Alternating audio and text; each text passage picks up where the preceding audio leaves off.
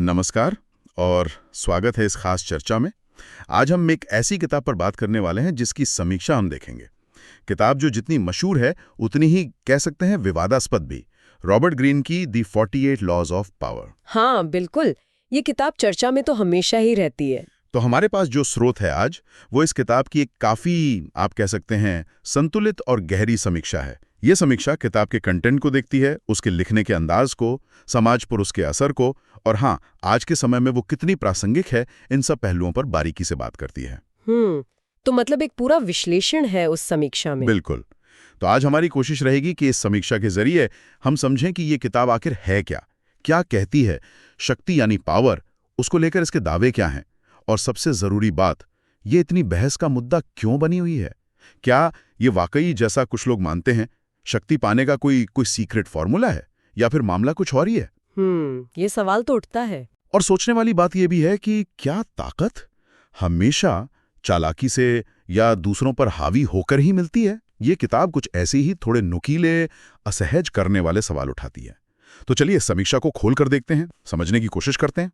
हाँ, देखते हैं कि समीक्षा क्या कहती है इसके बारे में। तो सबसे पहले समीक्षा इस किताब को कैसे देखती है, मतलब है क्या ये किताब। समीक्षा के मुताबिक ये किताब एक अनोखा मिक्सचर है। कुछ हद तक ये एक स्ट्रैटेजिक गाइड लगती है, जैसे कोई प्लेबुक हो। कुछ हद तक ये एक ऐतिहासिक अध्ययन है, इतिहास से सबक सिखाती है। और कुछ हद तक थोड़ी मैकियावेली जैसी एक सर्वाइवल गाइड, दुनिया में टिके रहने के नुस्खे। हाँ बिल्कुल। इसमें कुल 48 नियम दिए गए हैं और उनका मकसद, जैसा किताब कहती है, वो ये है कि पढ़ने वाले को पर्सनल लाइफ में, प्रोफेशनल लाइफ में, पॉलिटिक्स में शक्ति का जो खेल है, जो पावर डायनामिक्स है, अच्छा, पावर डायनामिक्स, हाँ, उनको समझने और उसमें कामयाब होने में मदद करना, ये किताब का घोषित उद्देश्य है, ऐसा समीक्षा बताती है। ठीक है, तो ये 48 नियम है। बिल्कुल। और समीक्षा इस बात पे खास ध्यान देती है कि ग्रेन इन नियमों को पेश कैसे करते हैं। वो सिर्फ नियम नहीं बताते, हर नियम को समझाने के लिए वो इतिहास से बड़े दिलचस्प और कभी-कभी तो हैरान करने वाले उदाहरण लाते हैं। ये उदाहरण मतलब प्राचीन चीन के शाही दरबारों से लेकर यूरोप के पुनर्जागरण काल की साजिशों तक और 20वीं सदी की डिप्लोमेसी तक फैले हुए हैं। अच्छा, तो इतिहास का भरपूर इस्तेमाल है। बहुत ज्यादा। ग्रेन इन कहानियों से दिखाते हैं कि कैसे शक्ति मिलती है, कैसे हाथ से निकल जाती है, उसका इस्तेमाल कैसे होता है, उसे बनाए कैसे रखा जाता है। यहाँ जो बात खास है, समीक्षा के अनुसार, वो है इन कहानियों का इस्तेमाल। ये जानी पहचानी या कभी-कभी अनसुनी कहानियां इन एब्स्ट्रैक्ट नियमों को जैसे जान डाल देती हैं उनमें। हाँ, कहानियों से चीजें ज्यादा याद रहती हैं। बिल्कुल, उन्हें ज्यादा ठोस, ज्यादा यादगार बना देती हैं ये कहानियां। और किताब की बनावट कैसी है, समीक्षा इसके बारे में कुछ बताती है? मतलब 48 नियम है तो। हाँ, समीक्षा बताती है कि स्ट्रक्चर काफी व्यवस्थित है। हर चैप्टर एक नियम पर फोकस करता है। ये स्ट्रक्चर पढ़ने वाले को एक एक नियम पर ध्यान देने में मदद करता है। और कुछ नियम तो ऐसे हैं जो मतलब पहली बार सुनते ही ध्यान खींचते हैं, सोचने पर मजबूर करते हैं। जैसे कोई उदाहरण? जैसे पहला ही नियम, नियम 1, कभी भी अपने मालिक से ज्यादा काबिल दिखने की कोशिश ना करें। ये तो सीधा लगता है। या फिर नियम 3, अपने इरादे हमेशा छुपा कर रखें। ये सुनने में ही लगता है कि ये कोई सीधी साधी सलाह नहीं है। हाँ, ये तो है। और कुछ नियम तो और भी ज्यादा डायरेक्ट है, शायद कठोर भी। समीक्षा में जिक्र है नियम 15, अपने दुश्मन को सिर्फ हराए नहीं बल्कि पूरी तरह कुचल दें। ओहो, ये तो काफी। हाँ, ये भाषा ही अपने आप में बहुत कुछ कहती है। एक और उदाहरण है नियम 33, हर व्यक्ति की दुखती रग, वो थंब स्क्रू, उसे पहचाने और उसका इस्तेमाल करें। समीक्षा इस बात को अंडरलाइन करती है कि ये नियम कितने बेझिझक है, बिना किसी नैतिक लाग लपेट के पेश किए गए हैं। तो मतलब कोई मॉरल जजमेंट नहीं? बिल्कुल नहीं। समीक्षा यही कहती है, ये पाठक को सीधे शक्ति के उस रूप से मिलवाते हैं जो अक्सर छुपा रहता है या जिस पर बात करने से लोग कतराते हैं। ये वाकई दिलचस्प है कि नियम इतने सीधे और बेबाक हैं। अच्छा, समीक्षा आगे क्या बताती है? हर नियम के साथ और क्या मिलता है पढ़ने वाले को? समीक्षा बताती है कि हर नियम के साथ ग्रीन एक पैटर्न फॉलो करते हैं। पहले वो उस नियम को मानने का एक ऐतिहासिक उदाहरण देते हैं। ओके। कोई राजा, सेनापति, दरबारी जिसने उसे इस्तेमाल करके फायदा उठाया। फिर अक्सर वो नियम तोड़ने का भी उदाहरण देते हैं, जिसने उसे नजरअंदाज किया और नुकसान उठाया। अच्छा, दोनों पहलू दिखाते हैं। हाँ, और इसके बाद कई बार वो एक उलट या रिवर्सल भी बताते हैं। मतलब वो खास हालात जब वो नियम लागू करना ठीक न हो या उल्टा पड़ जाए। और सबसे जरूरी बात जिस पर समीक्षा खास जोर देती है वो है ग्रीन की नैतिक दूरी, मॉरल डिस्टेंस। वो इन कहानियों और नियमों को पेश करते हुए सही गलत का कोई फैसला नहीं सुनाते। वो बस दिखाते हैं कि ऐसा हुआ, ये तरीका काम कर गया या नहीं किया। तो ये जो नैतिक तटस्थता है, मॉरल न्यूट्रलिटी, हाँ, यही इस किताब को इतना पावरफुल और साथ ही इतना विवादास्पद बनाती है। ये पढ़ने वाले को खुद सोचने पर मजबूर करती है कि वो इन तरीकों के बारे में क्या महसूस करता है या करती है। अच्छा, तो ये नैतिक तटस्थता ही इसे खास बनाती है। लेकिन क्या समीक्षा किताब की कुछ ठोस खूबियों का भी जिक्र करती है? मतलब कुछ तो होगा जो लोगों को पसंद आता है इसमें। हाँ, बिल्कुल। समीक्षा 2 मुख्य खूबियों पर रोशनी डालती है। पहली है रॉबर्ट ग्रीन का कहानी कहने का अंदाज। वो कमाल के स्टोरी टेलर है। अच्छा। हाँ, वो इतिहास से नेपोलियन, क्वीन एलिजाबेथ प्रथम, सुन त्सू, टैलीरैंड जैसे किरदारों को उठाते हैं और उनकी कहानियों को इतनी दिलचस्प तरीके से बताते हैं कि ये नियम सिर्फ सिद्धांत नहीं लगते, बल्कि जैसे जिंदा हो उठते हैं। ये बात तो है, कहानियां हमेशा ज्यादा असर करती हैं। बिल्कुल। समीक्षा मानती है कि ये कहानी कहने की कला ही है जो पढ़ने वाले को बांधे रखती है, भले ही वो नियमों की नैतिकता से सहमत न भी हो। ठीक है, और दूसरी खूबी? दूसरी खूबी समीक्षा के अनुसार है इसकी प्रैक्टिकल अवेयरनेस बढ़ाने की क्षमता, व्यावहारिक जागरूकता।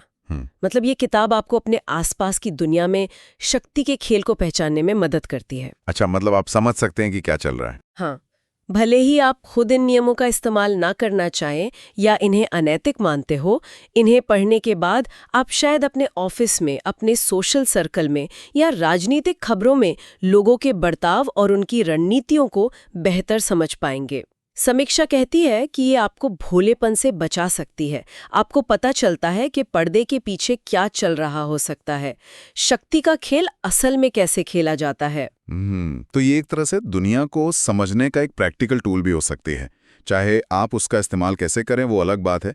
क्या समीक्षा इसके मनोवैज्ञानिक पहलुओं पर भी कुछ कहती है? दिमाग पर क्या असर होता है? हाँ, इस पर भी समीक्षा में काफी जोर है। किताब सिर्फ बाहरी रणनीतियों की बात नहीं करती, ये गहरे मनोवैज्ञानिक लेवल पर भी जाती है। समीक्षा के अनुसार ये गहरी मनोवैज्ञानिक अंतर्दृष्टि देती है कि इंसान शक्ति के प्रति कैसे रिएक्ट करते हैं। जैसे ये साफ दिखाती है कि कैसे हमारे इमोशंस, गुस्सा, डर, अधीरता, यहाँ तक कि बहुत ज्यादा लगाव शक्ति के खेल में हमें कमजोर बना सकते हैं। अच्छा, इमोशंस पे कंट्रोल रखना जरूरी है? बिल्कुल। कैसे भावनात्मक नियंत्रण, इमोशनल कंट्रोल, शक्ति बनाए रखने के लिए कितना जरूरी है, ये इंसानी फितरत के उन पहलुओं को उजागर करती है जिन्हें हम अक्सर नजरअंदाज कर देते हैं। और क्या ये आज भी उतनी रेलेवेंट है? समीक्षा इस बारे में क्या कहती है? समय के साथ ये पुरानी तो नहीं हो गई? समीक्षा का मानना है कि इसकी प्रासंगिकता काफी हद तक कालातीत है। टाइमलेस। कई नियम तो ऐसे लगते हैं जैसे वो हजारों साल पहले लिखे गए ग्रंथों से लिए गए हों। जैसे मैकियावेली की द प्रिंस या चाणक्य का अर्थशास्त्र या सुन त्सू की द आर्ट ऑफ वॉर। हाँ, ये नाम तो सुने। हाँ, तो ये उनके सिद्धांतों को ही जैसे आज की भाषा में पेश कर रहे हो। और फिर भी समीक्षा के अनुसार ये नियम आज के कॉरपोरेट जगत की उठापटक में, राजनीतिक दावपेच में, यहाँ तक कि पर्सनल रिश्तों में भी कहीं ना कहीं लागू होते दिखते हैं। सच में? पर्सनल रिश्तों में भी? हाँ, कुछ हद तक। ये अपने आप में एक बड़ा सवाल खड़ा करता है जिस पर समीक्षा भी इशारा करती है। क्या सदियों में इंसानी फितरत और शक्ति पाने या उसे बनाए रखने की जो बुनियादी इच्छा है और उसके तरीके, वो वाकई बदले हैं या सिर्फ उनका रूप और मैदान बदल गया है? ये तो सोचने वाली बात है कि क्या हम अंदर से वैसी हैं। लेकिन जाहिर है इस किताब की आलोचना भी होती होगी। समीक्षा इसकी कमियों या आलोचनाओं के बारे में क्या कहती है? हाँ, आलोचनाएं भी काफी गंभीर है और समीक्षा उन पर भी विस्तार से बात करती है। सबसे बड़ी आलोचना है किताब का बहुत ज्यादा निराशावादी, सिनिकल नजरिया। ऐसा लगता है कि किताब ये मानकर चलती है कि इंसानी रिश्ते और समाज मूल रूप से मैनिपुलेशन, कंपटीशन और संघर्ष पर ही टिके हैं। मतलब दुनिया एक जंग का मैदान है? हाँ, एक तरह से। ये दुनिया को एक ऐसे मैदान के रूप में देखती है जहां एक का फायदा जरूरी तौर पर दूसरे का नुकसान होता है, जिसे जीरो सम गेम कहते हैं। समीक्षा कहती है कि यह नजरिया उन लोगों को बहुत खटक सकता है जो सहयोग, आपसी विश्वास, सहानुभूति और नैतिकता जैसे मूल्यों में यकीन रखते हैं। उन्हें ये दुनिया का एक बहुत ही डार्क, नेगेटिव चित्रण लग सकता है। हाँ, ये तो काफी निराशाजनक सोच है। और वो नैतिक अस्पष्टता वाली बात जो आपने पहले भी कही थी, हाँ, वो दूसरी बड़ी आलोचना है। समीक्षा इस बात पर जोर देती है कि ग्रीन ऐतिहासिक उदाहरणों में जो क्रूरता, धोखेबाजी या अनैतिकता दिखाते हैं, उस पर कोई नैतिक फैसला नहीं देते। वो बस बताते हैं कि फलां राजा ने ऐसा किया और वो सफल रहा, या फलां दरबारी ने धोखा दिया और शक्ति हासिल की।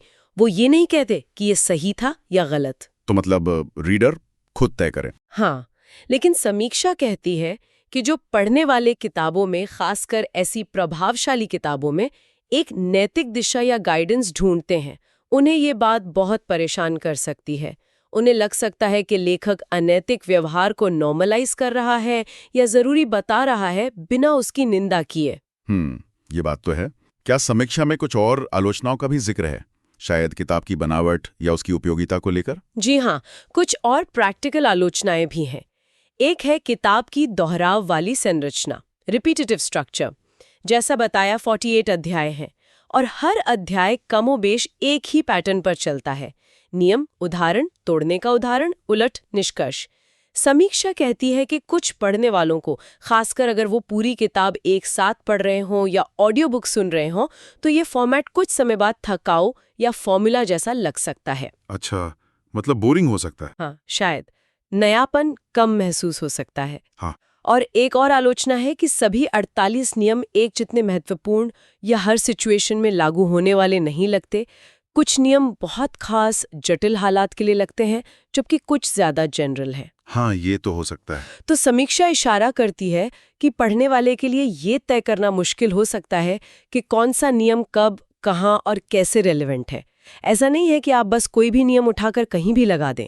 इसमें समझदारी और कॉन्टेक्स्ट की जरूरत होती है, जिस पर किताब शायद काफी गाइडेंस नहीं देती। ठीक है, तो इन सब बातों को ध्यान में रखते हुए खूबियां भी, कमियां भी, समीक्षा के अनुसार ये किताब असल में किसके लिए ज्यादा सही है? कौन से लोग इसे पढ़कर फायदा उठा सकते हैं या इसे दिलचस्प पाएंगे? उसके अनुसार ये किताब उन लोगों के लिए खासतौर पे रेलेवेंट हो सकती है जो बहुत ज्यादा कॉम्पिटिटिव माहौल में काम करते हैं या रहना चाहते हैं, जैसे पॉलिटिक्स, बड़ा कॉर्पोरेट जगत, एंटरटेनमेंट इंडस्ट्री या कोई भी ऐसा फील्ड जहां पावर प्ले खुलकर या छिपकर खेला जाता है। अच्छा, जहां सीधी टक्कर होती है। हाँ, ऐसे माहौल में ये किताब उन छिपी हुई डायनामिक्स को, उन अनकहे नियमों को समझने में एक टूल की तरह काम कर सकती है। और इसके अलावा इतिहास और रणनीति में रुचि रखने वाले लोग, स्टूडेंट्स या पाठक, वो भी इसे दिलचस्प पा सकते हैं, क्योंकि ये ऐतिहासिक घटनाओं को एक अलग पावर सेंट्रिक नजरिए से देखने का मौका देती है। साथ ही जो लोग ह्यूमन बिहेवियर, साइकोलॉजिकल इन्फ्लुएंस और लोग कैसे एक दूसरे को मोटिवेट या कंट्रोल करते हैं, इन चीजों में गहरी रुचि रखते हैं, उनके लिए भी इसमें विश्लेषण करने लायक बहुत कुछ है। हाँ, ये तो साइकोलॉजी वाला एंगल हो गया। बिल्कुल। और समीक्षा ये भी कहती है कि जो पाठक मैकियावेली, सुन त्सू जैसे क्लासिक लेखकों को, या आजकल के लेखक रायन हॉलिडे जो खुद रॉबर्ट ग्रीन से प्रभावित हैं, उन्हें पढ़ना पसंद करते हैं, उन्हें भी ये स्टाइल और सब्जेक्ट मैटर अपील कर सकता है। ठीक है, तो ये खास तरह के रीडर के लिए है। अब इसका उल्टा देखते हैं। समीक्षा के मुताबिक ये किताब किन लोगों के लिए शायद बिल्कुल ठीक नहीं है, किन्हें इसे पढ़ने से बचना चाहिए या निराशा हो सकती है? यहाँ भी समीक्षा काफी साफ है।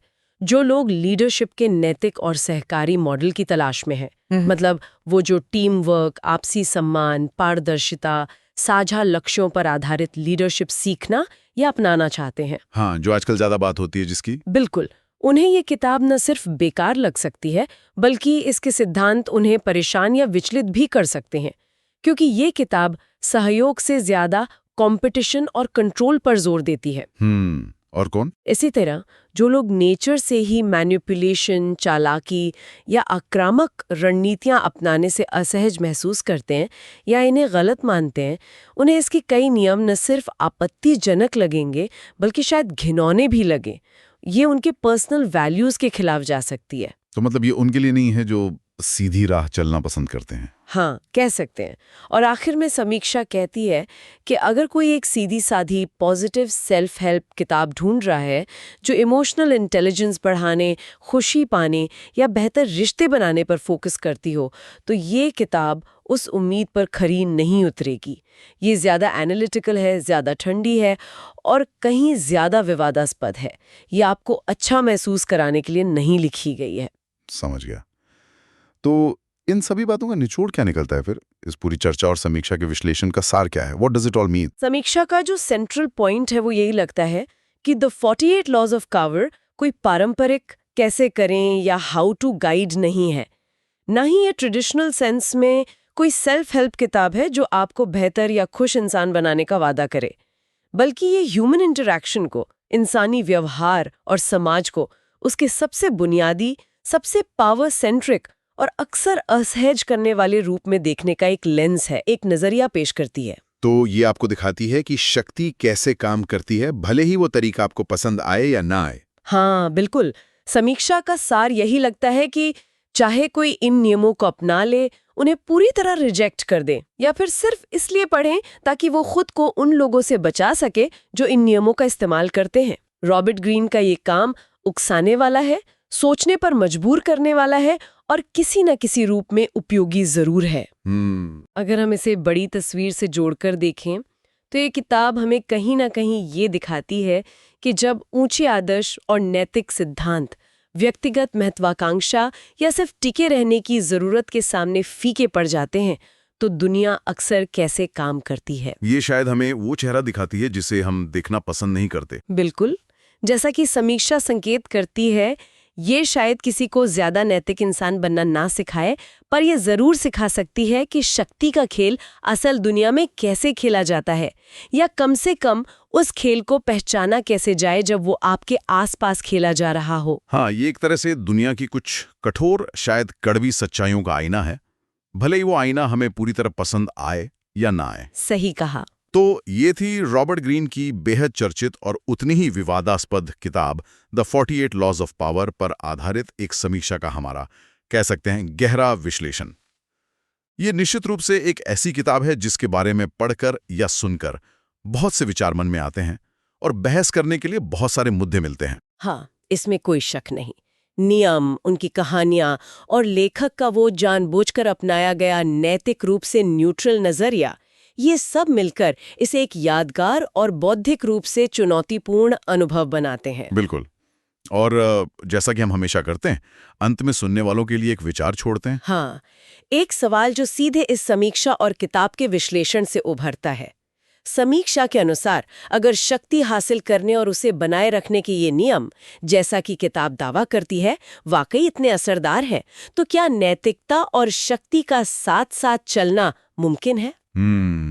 बड़ा सवाल है ये तो। क्या ऊंचे नैतिक मूल्यों को बनाए रखते हुए शक्ति के शिखर पर पहुंचना और वहां टिके रहना प्रैक्टिकली पॉसिबल है, या फिर शक्ति का नेचर ही ऐसा है कि वो देर सवेर नैतिक सीमाओं को धुंधला कर ही देती है? इस पर सोचना वाकई दिलचस्प होगा। हाँ, और शायद हमें अपने आसपास की दुनिया को समझने में और मदद करेगा। बिल्कुल। तो उम्मीद है ये गहरी पड़ताल आपको जानकारीपूर्ण और दिलचस्प लगी होगी। अगली बार फिर मिलेंगे एक और विषय के साथ और करेंगे उसका भी ऐसा ही गहन विश्लेषण। तब तक के लिए अलविदा। अलविदा।